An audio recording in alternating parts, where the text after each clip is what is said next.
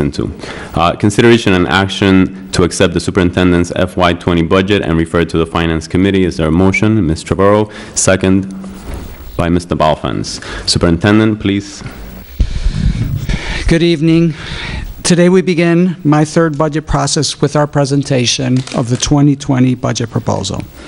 Today's presentation is divided into two parts. The first part will focus on how the budget I'm proposing represents our joint commitment as a community to invest in new programs and services that we believe are necessary to realize our goals. And then the second part will provide detailed information on the overall budget, the expenditures, the revenue, the cost drivers, and the tax effort that it implies. When I started my work here in Portland almost 3 years ago, the first charge I got from the board was to update the district's comprehensive plan. Over the first 6 months of my tenure, we worked with staff, with parents, with students, community partners, and of course with you, the board, to develop our new strategic plan, the Portland Promise. We named it that because more than a plan, it represents a commitment to each other. It's a commitment to build on the existing work in the district, build on the commitments that already exist to quality education, and invest in making them better. The promise is that all of our students will graduate prepared and empowered for the next steps in their lives, whatever they may be. Prepared, as you know, means that they have the knowledge and skills that they need, and empowered means that they have a plan. And both the preparation and the planning are the results of the work of our school community, of our teachers, our families, our partners, working together to fulfill that promise. The Portland Promise has set 4 goals: that our students will attain academic excellence, that our students will acquire positive social and emotional skills, and that we will courageously confront inequities and do whatever we need to do to overcome them. We recognized also that our work is about human development, and that in this line of work, our people, our teachers, educational technicians, bus drivers, cafeteria workers, principals, and all of our other educators are the basis on which the success is built.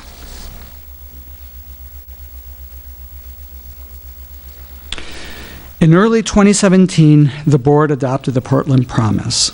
Today, my budget proposal continues our road to deliver on that promise. The first part of our presentation today will walk through our proposed investments for realizing the promise.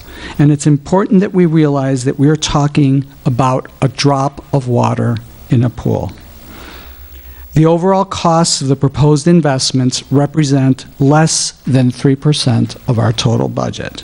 But like a drop of water in a pool, I firmly believe that these investments that we propose today will have an outsized effect on the pool as they ripple out and alter the course of the future for many of our students. And it's important to also understand this year's set of investments as part of a continuum. This will be our second year making specific investments that are directly tied to our goals and strategies. Last year, we focused on investments that allowed us to build up our ability to create opportunities for our students to have meaningful relationships with caring adults, and also to expose them to real-life learning opportunities. Last year also allowed us to start to strengthen our support structure for strong core instruction in our schools, particularly in the area of middle school mathematics. This year's proposed investments set us on a course to build on that latter point. They also allow us to address a key equity concern as we scale up access to pre-kindergarten for our 4-year-olds, with a focus on students who come from poverty. Finally, this year's investments also allow us to strengthen our system of behavioral supports for all of our students. I want to be clear that these are the most significant investments that I believe we can make that are also cognizant of the financial implications of our choices. I want to recognize that there are other important priorities that are not reflected in these proposals. But before we begin, I would be remiss if I did not thank the many people that have helped to shape these proposals. First and foremost, I would like to acknowledge our Portland Public Schools team, our people. I'm blessed to lead one of the most talented and passionate groups of educators I've ever had the opportunity to work with. You will be hearing from Malia Nally, our Assistant Superintendent for Teaching and Learning, and from our Executive Director of Budget and Finance, Alicia Gardner. But they're just the tip of the iceberg. They represent the over 1,000 educators, hundreds of volunteers and partners, and others working day in and day out to build and nurture relationships, teach challenging content, and otherwise ensure that the largest and most diverse student population in the state of Maine is prepared and empowered for the future. And I would also be remiss if I didn't acknowledge you, the board. You have been strong partners in the development of these investments. Over the course of this year, you have continued to drive us to be thoughtful, to be thorough, and to be true to our Portland Promise goals. You have provided us countless hours of insight and oversight as we shaped our agenda. Nothing in what you hear today should be a surprise. That's one of the tests I've set for myself. But nothing that you hear today would be a reality either without your guidance and without your support. And finally, I would be remiss if I didn't acknowledge that this proposal comes on the heels of a challenging budget picture. As you heard during our previous agenda item, we spent a considerable amount of time and energy and resources looking at possible efficiencies this past year. We're also continuing to work with our legislative delegation and state leaders to ensure that Portland has the ability to continue to strive for better education for all Portlanders without having property taxes be the only source for funding the work that we are trying to do. And with that, I will turn it over to Assistant Superintendent Malia Nally to lead us through a discussion of the three major investments, and I will return later as we transition to the financial details to discuss other investments that we are also proposing. Malia? Great, thank you. So as you recall, our first investment priority is designed to advance our achievement and equity goals, and specifically we're focused on lifting the first strategy under our achievement goal, which is related to core instruction. You are familiar with this data, which reveals that about 50% of our students are proficient in the ELA, or English Language Arts standards, and we see a significant gap between students who are economically disadvantaged and those who are not.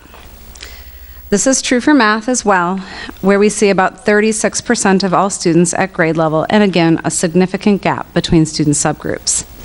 As we've said before, these data are a call to action to raise achievement for all students and to take urgent steps towards addressing the opportunity gap that results in the pronounced difference in achievement we see across student subgroups at all grade spans.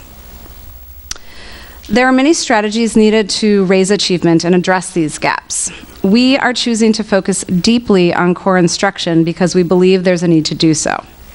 Our results indicate a need for all students to increase their mastery of grade level content, and we have also recognized that our positive efforts to meet individual students' needs may have led to inadvertently giving inconsistent access to grade level learning for some students.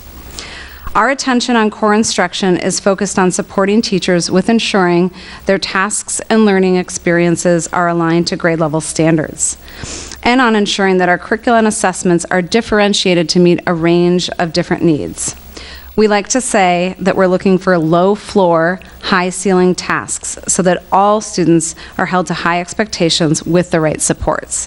This is in line with our first two learning beliefs, as I think you guys know.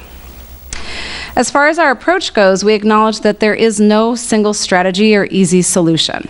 The article Member Davis shared recently with you all noted, quote, "It may be a mistake to think of curriculum choice and teaching reforms as alternative ways of improving student outcomes. Rather, to gain the benefits of either, districts may need to do both," end quote. One thing from the research that we think is critical and hopeful is that there are many things within our control as educators that make a bigger difference on a student's learning and academic outcomes than their socioeconomic status, home life, or even motivation. Here you see that a sense of collective efficacy among teachers is greater than 3 times more powerful and predictive of student achievement than socioeconomic status. And teacher quality and curriculum matter more to achievement than home life and other factors. Our 2020 investments line up with our theory of action around strengthening core instruction, which is about a comprehensive set of tools and supports with a focus on alignment across the grades and follow-through in terms of supporting teachers with the work. The intent is to sustain the math work that is already underway, grow a deeper focus on early literacy, and to sustain and expand the initial science and social studies work that was started this year. In order to do this, we need to invest in coaching, professional development, and curriculum. Specifically, and you're going to see as you're looking up here, we're looking at FTEs, so people are positions on the left and non-FTE detail on the right. So specifically on the FTE side, we are proposing that we continue with a full-time math coach who supports all 3 middle schools. This was in the budget last year as a full-time contract, and we're shifting this to an internal teacher leader position. We also intend to continue and expand the work Brooke Teller started on her sabbatical this year to support and coordinate district-wide science, technology, and engineering instruction. This cost is offset by a reduction in the cost of sabbatical. Over on the non-FTE side, we are investing in elementary math curriculum, where we're beginning to pilot illustrative math, which is the same resource we adopted for middle school this past year. And you'll see the investment there is largely focused on the PD around that to support our teachers. We're looking at a continued investment in middle school math curriculum and the related professional development. A new investment in professional development related to the science that undergirds early literacy development, and costs to support the early adoption of a common phonics curriculum at the elementary level. So in total, this amounts to $276,000 or a 3.5 cents on the tax rate.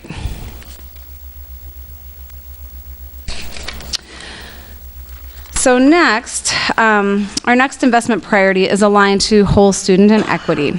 And it's linked to the first strategy around building a shared framework and plan for advancing social emotional learning and behavioral health for all students.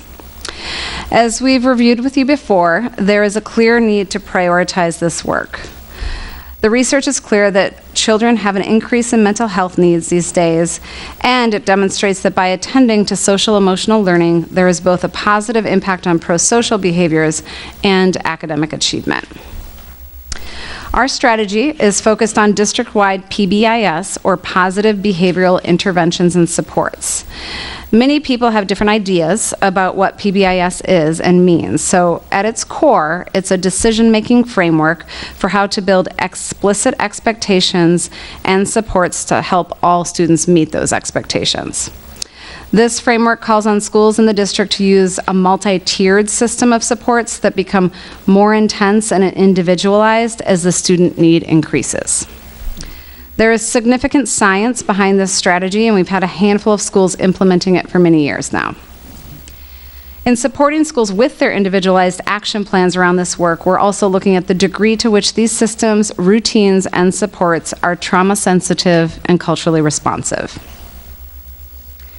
Within the larger behavioral health continuum for the district, there is a more targeted support needed for students with IEPs who have emotional and behavioral disabilities.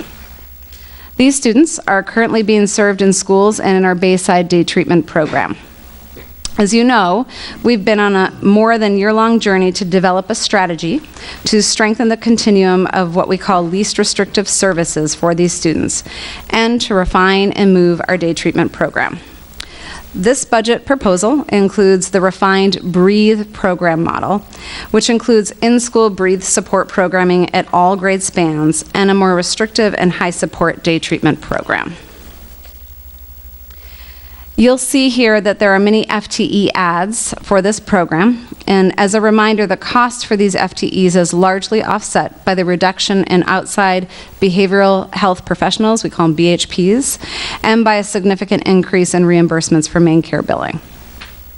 By adding the resources listed on this slide and in your budget book, we'll be able to continue our collaborative support services team, which supports students who can mainstream with minimal support, offer in-school breathe programs at 2 elementary schools that will serve the whole district, all 3 middle schools and 2 high schools, and retain in-district day treatment for students who really need that.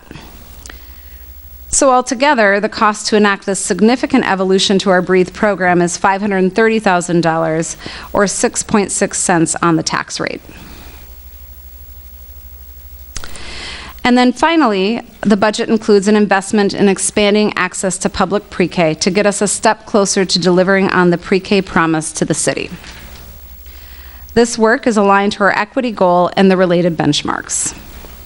And you are all very familiar, I believe, with the research about how pre-K can make a significant difference in starting students on a more level playing field when they enter kindergarten.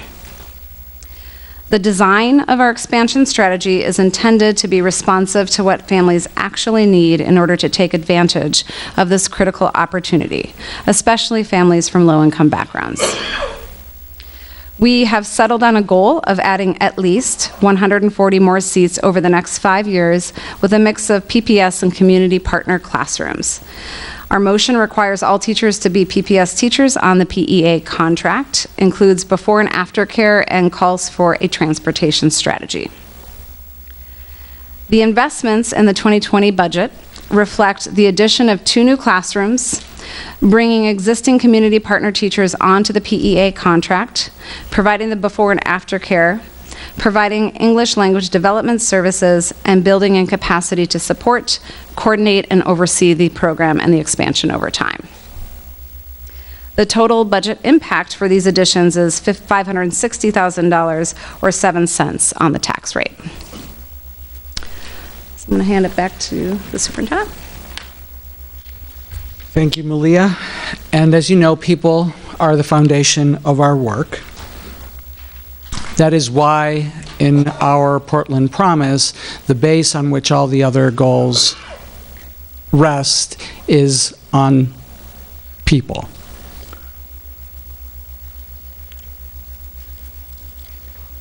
We specified a set of strategies to ensure that our staff have the tools that they need and work that they need to do the work that they are asked to do in an environment that builds on their ability to deliver on our achievement, whole student, and equity goals. As you know, approximately 80% of our budget goes to pay for the people that do the work of our school district. In addition to the existing staffing and those additional investments that Malia shared, we have a handful of other investments that I would like to highlight. First, we're proposing a plan to refresh staff technology. This investment will allow us to provide new work devices for all of our elementary teachers and also including our 6th grade teachers who are not included in our MLTI refresh program. We're also proposing a plan to ensure that we're able to staff up our transportation department. As you have probably seen in the popular media, school districts in Maine and across the country have been struggling to attract and retain transportation staff.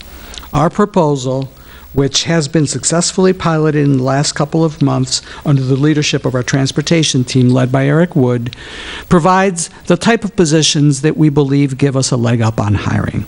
They also provide incentives to staff to help us recruit and train new staff.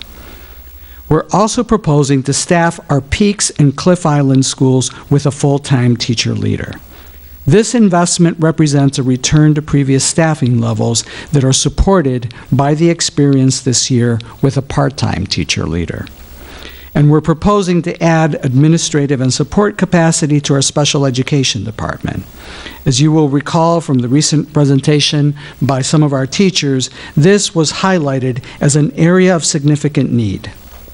And finally, we are proposing to add a part-time social worker for Portland Adult Ed, which, as you will also recall, was highlighted as a need during the recent teacher presentation to the board.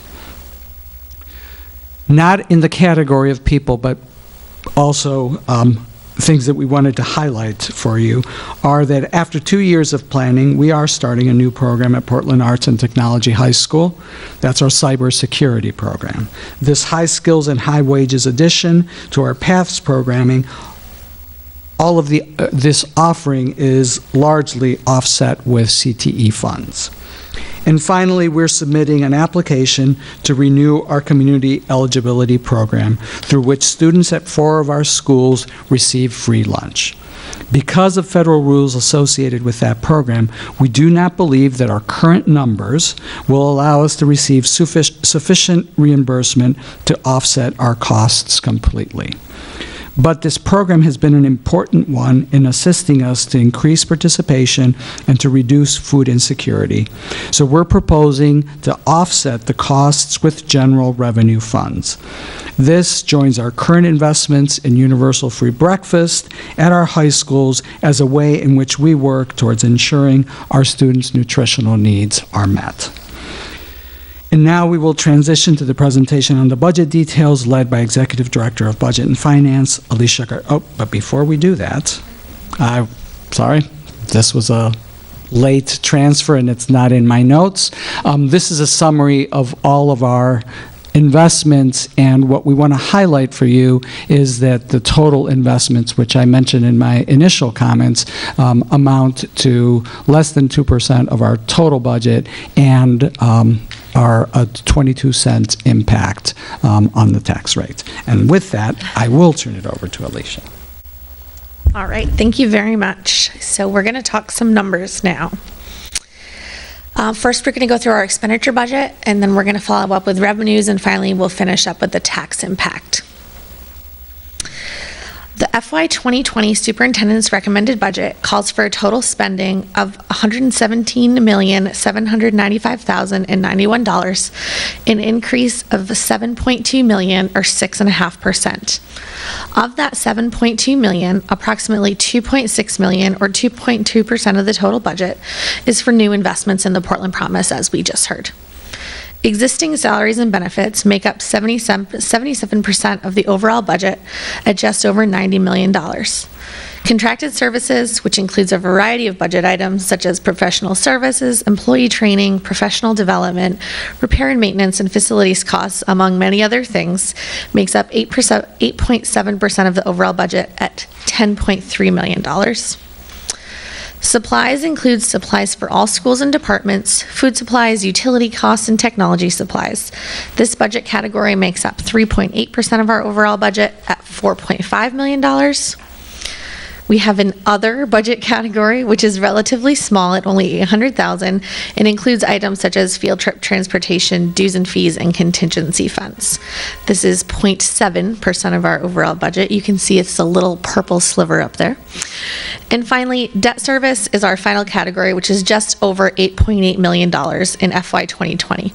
This includes the first year of debt payments for the Lyseth School renovation, which is just over $1 million.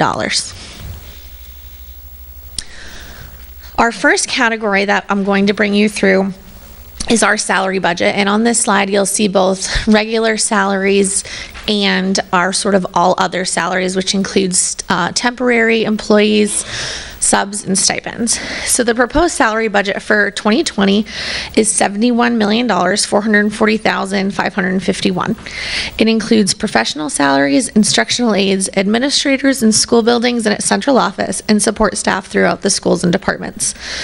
It also includes temporary salaries for adult education teachers, substitute costs, teacher additional pay, stipends, and differentials, and retirement sick payouts. This is an increase of $4.1 million, or 6.1% over FY 2019. Included in this total is approximately $2.2 million in new salaries and benefits for the Portland Promise investments that we just talked about. As noted on this slide, this also includes a proposed reduction of 5 elementary teachers based on projected enrollment for the 2019-2020 school year. The benefits budget is increasing about $1.4 million over FY 2019 to a total of about $21.5 million. This is an increase of 7.3%. The flexible benefits category includes health and dental insurance, Medicare, and long-term disability costs. We've budgeted an 8% increase in health insurance and a 5% increase in dental. We do not yet know what our final numbers will be, and that actually won't be available to us in April, so there is a chance that that could change. The district is not responsible for the increase above 3% for the teachers and administrators per the union contract, which is why that percentage is less than 8%.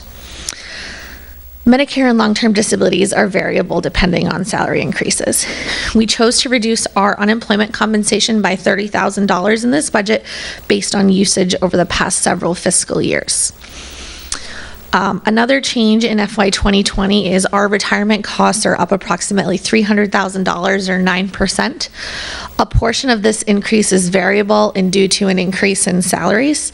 However, there's an increase of 4.8% in the amount the Portland Public Schools pays towards the Maine Public Employees Retirement System for the teachers plan, where last year we paid in 3.97% of salaries, and this year we pay in 4.16% of salaries. So that is an increase.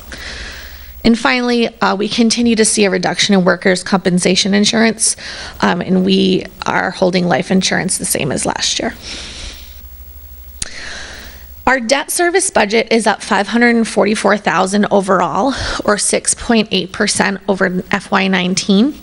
These figures are provided to us annually by the City of Portland, as they are ultimately responsible for issue and managing repayment of all debt.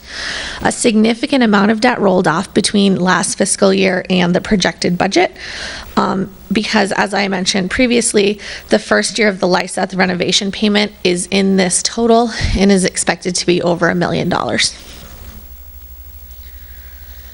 So this represents all other budget categories and is total spending of just over $16 million, an increase of just over $1 million or 7.2%. So included notable increases in this section are an increase of $250,000 in tuition to private sources, which covers outplacement of special education students, $92,500 to cover new leases for staff K through 6, as we just talked about, $114,000 in professional development, and $117,000 in curriculum costs for our core instruction investment.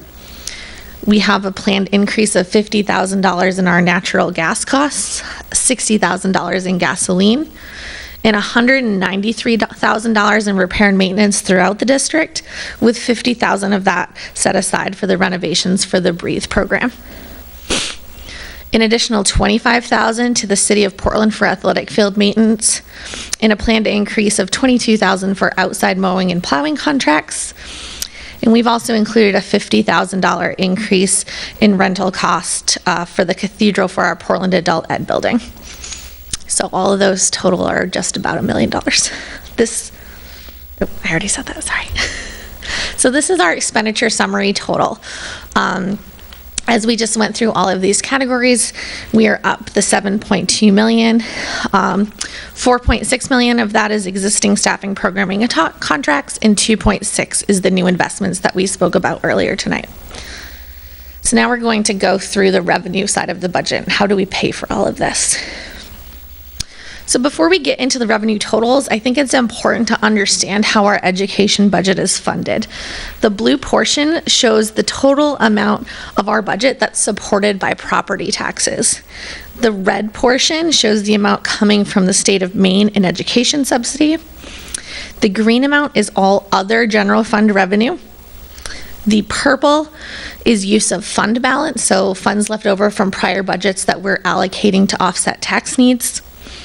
The light blue is adult ed revenue, specifically in tuition, and the orange is food service revenue. So in FY 2019, the tax levy made up 80.1% of the overall funding for the budget, as compared to this budget, which calls for a 79.6% of total funding. Although we are seeing an increase in state subsidy revenue, as we're going to discuss in a few slides, it still only represents a small portion of our overall budget at 14.1%, as compared to last year, where it represented 14.8%. And this year, our largest revenue gain was in our other revenue category due to the increased Maine Care reimbursement for the BREATHE program and the addition of $100,000 in indirect cost sharing for our federal grants. So the non-tax portion of this budget is up almost $1.5 million or 6.8% over last year. So included in these revenues are, oops, I'm sorry, I lost my mouse.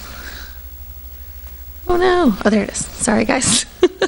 So tuition paid for out-of-district students to attend Portland schools, tuition paid for adult education programming, daily sales and federal funds for school nutrition, transportation billing for outside groups, building rental fees, gate receipts for our athletic events, state education subsidy, and Maine Care reimbursement. So you may remember this chart from last year. So we've added the FY2020 bar, and we just wanted to show visually how the $700,000 from the state is shown. So you can see that our CTE revenue, that orange bar, is very similar to what it was last year. You'll see in a minute it's actually up only 0.12% over last year. Our purple bars are our debt service reimbursement. It's actually down a little bit, but that's the nature of how debt repayment works. It's going to continue to go down. So that $700,000 is going sort of into our EPS pre-K through 12, but really the takeaway here is even with the increase in $700,000, you can see that our revenue picture is still down from prior years. So the colors on the left sort of correspond with the bars that I was just talking you through. So this is our second largest revenue source. It's our state education subsidy.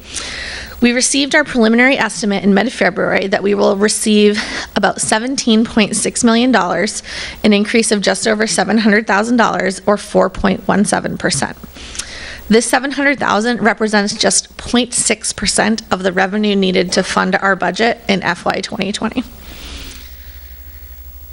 For 2020, the overall funding formula has not changed significantly, unlike last year where there were significant changes that we needed to navigate.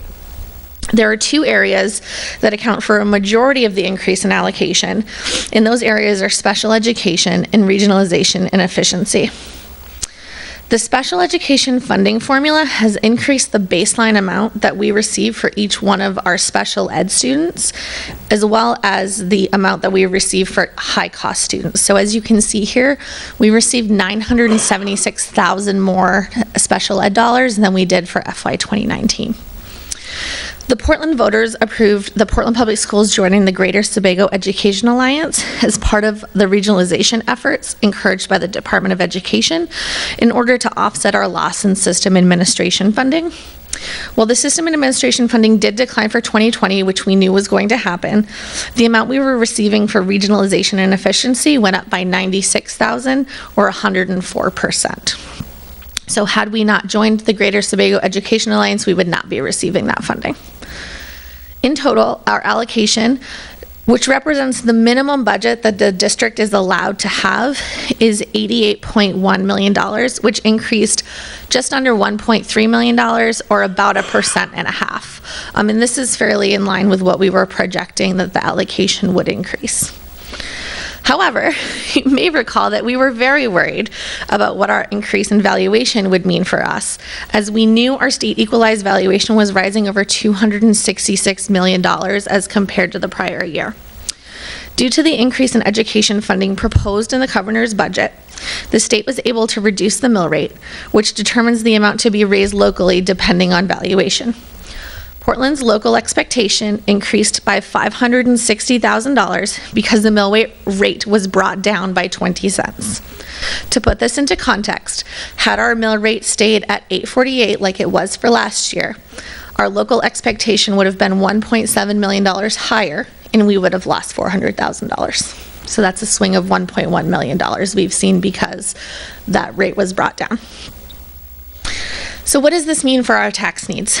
In total, the increase in expenditures of $7.2 million, less the increase in non-tax revenue of $1.46 million, calls for a tax increase of about $5.7 million. This represents an increase in the tax levy of 6.5% over last year. However, our assessed value has risen $85 million, which reduces the amount that our tax rate will be.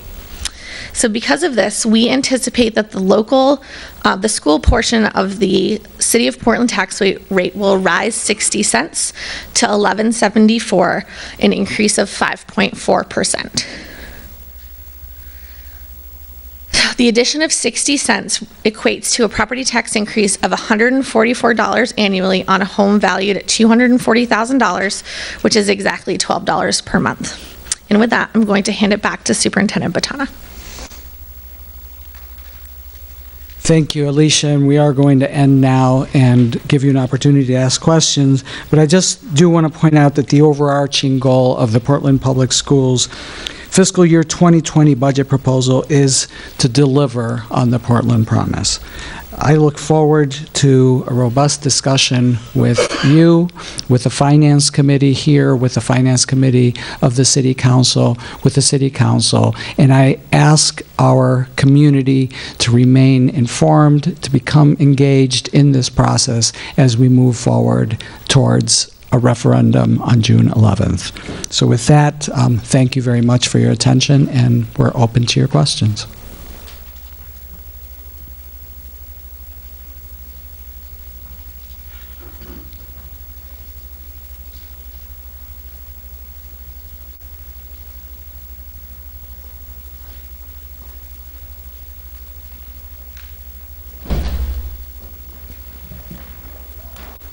Does anybody have any questions? You don't have to wait for me.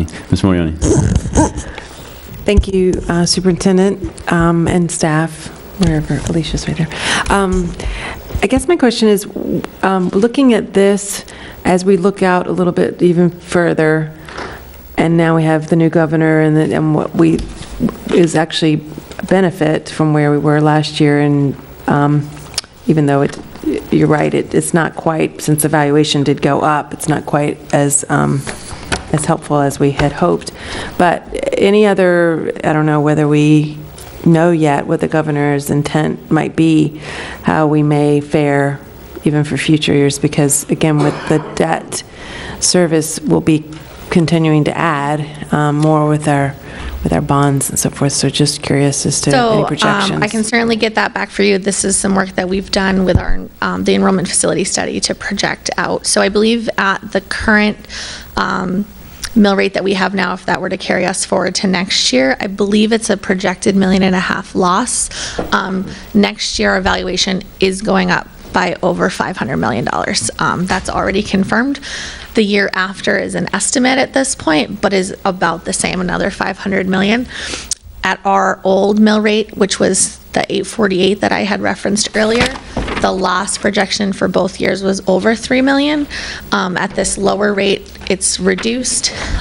In the plan for next year's budget, I believe puts actually more money into the education formula than it does in year one.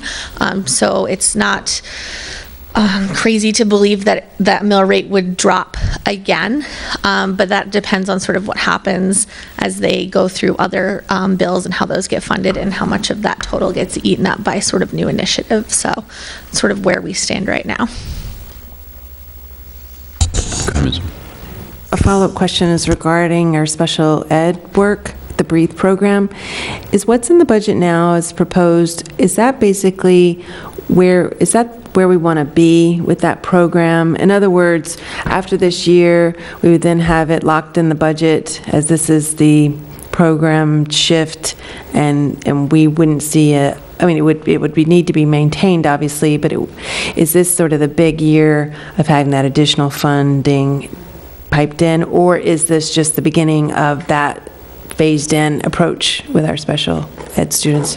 Yeah, I mean, there's always, the students who show up, needs evolve, but yes, the intention is that we've designed a program that we believe meets the needs of our students that we have now. Yeah. So, I mean, I do want to just be clear, we don't know what the mix of students and the numbers will look like, but the intention is that this is the big year to invest to get it in place.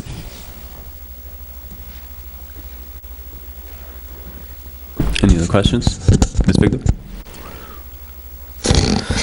I had a number of questions, but just to start, could you, Alicia, Ms. Gardner, clarify, I know it's embedded in these numbers, but what are just the straight increased costs, the escalators of just carrying over what we're doing now to next year? So, I have that. So the escalators of sort of what we're doing right now, along with things like debt service that are built in, was about $4.6 million, and our investments are another 2.6 on top of that. So I believe Superintendent Vitana mentioned that the investments were 22 cents, so that would make the other half of it 38 cents.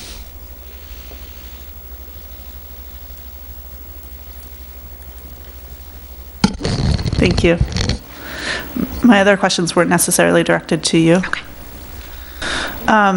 But at one of our recent board meetings, we had a number of teachers come and talk with us about the challenges they were facing doing their jobs based on resource limitations. So, for instance, there was a special education teacher who talked about the challenges of losing team leaders for special ed, and how special ed teachers now are having to choose between doing compliance work and serving students. And I'm wondering how this budget addresses that concern.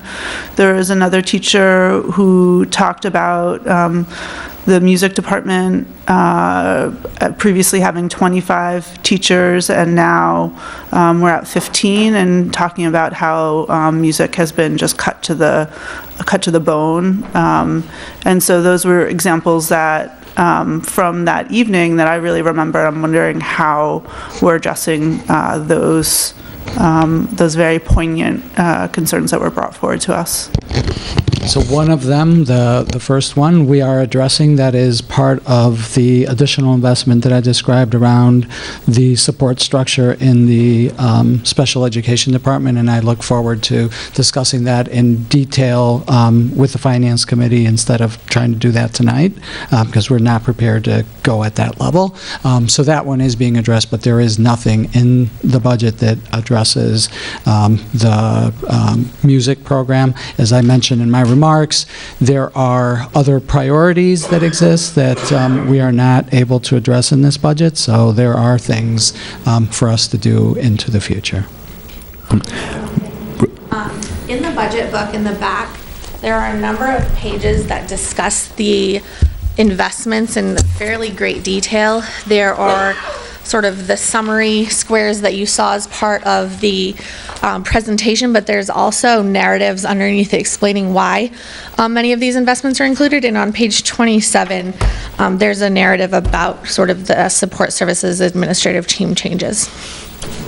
I want to just jump in real quick before we get to the next question, and just kind of bring the board back to what we are intending to accomplish tonight. The motion is to refer the budget to the finance meeting, and the only reason that I want to circle back around to that is because I want to respect the work that will take place at the finance committee level. So I want to try not to start diving too deep into the weeds of the details of this budget. I think a lot of the answers that we might be looking for tonight are purposely supposed to be part of the process at the Finance Committee. So I just want to be mindful of what we are intending to do with the motion on the floor right now. Thank you.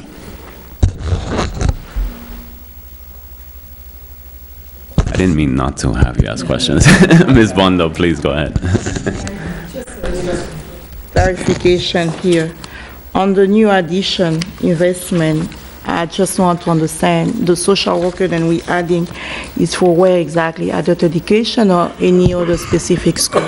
So I'm going to lean on you guys for the details. I know that we have 5 additional social work positions associated with the increase for the BREATHE program, so for our behavioral health continuum, and 0.5 social work position that we're also adding at Portland Adult Education. Is there a reason for that? I'm just asking. Because when I just refer to maybe we can go more deeper when we're going to adjust, yeah. I will go later on, yes. Okay.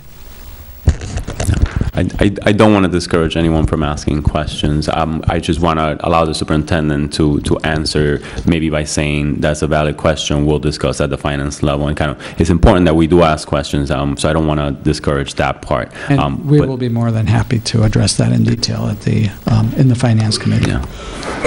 Ms. Victor, go ahead. I have one last question. The budget envisions cutting 5 elementary school teacher positions. Can you tell us where those positions would be eliminated? I don't remember the details. Do you have them off the top of your head? I do. So there are 2 at Rowe, 1 at Lyseth, 1 at Ocean, and 1 at Presumpscot.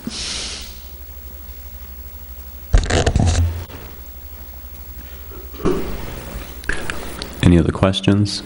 Ms. Bondo?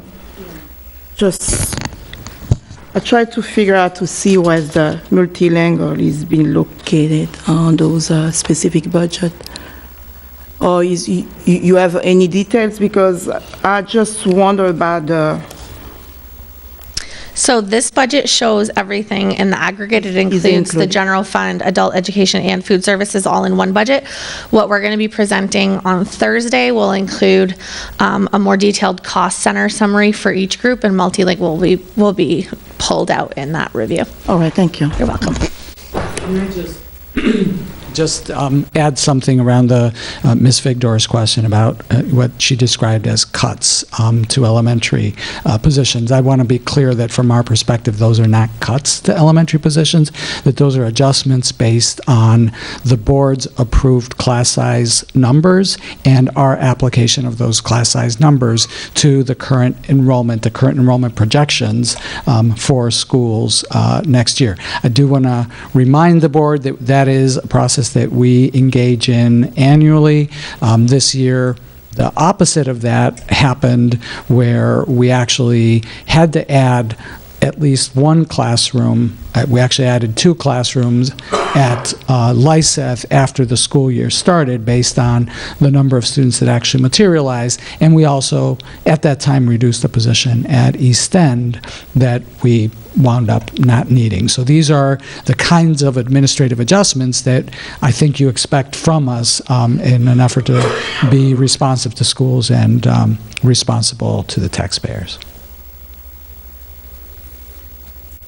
I understand that. I'm just looking at the enrollment figures that are in this book, and it looks like elementary enrollment, I guess we don't have the projections. I'm sorry.